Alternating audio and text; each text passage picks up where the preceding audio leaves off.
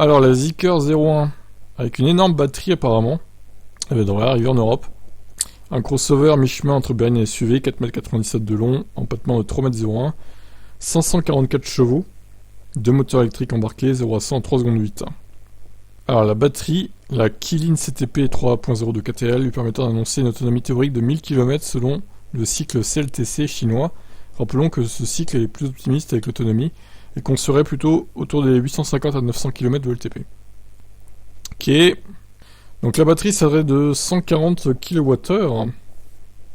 Le poids à vide 2 tonnes 345. Oh là là là. Alors elle est officialisée 1032 km CLTC. Pour le moment, Zeekr 01 est réservée au marché chinois, mais la marque a en ligne de mire l'Europe avec des débuts prévus en 2023, même s'il est possible que ça ait lieu un peu plus tard, puisque les Zeekr 01, dotés de cette nouvelle batterie, commenceront tout juste à être livrés en Chine. Bon, ça sera en dessous des 1000 km, mais bon, ça serait aux alentours des 850-950. Ouais, je pense que ça serait aux alentours de l'autonomie de la Lucid Air, pour le coup, dans les 850-880, quoi.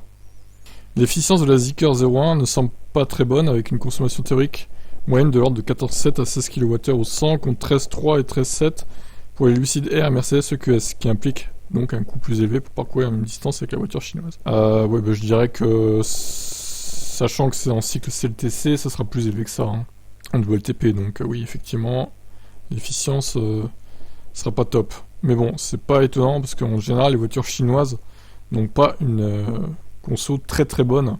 C'est pas la première fois qu'on voit ça. Bon, après on verra. On verra donc quand c'est qu'elle arrivera vraiment en Europe, cette voiture. Mais je suis sûr qu'elle arrivera un jour. Allez, ciao.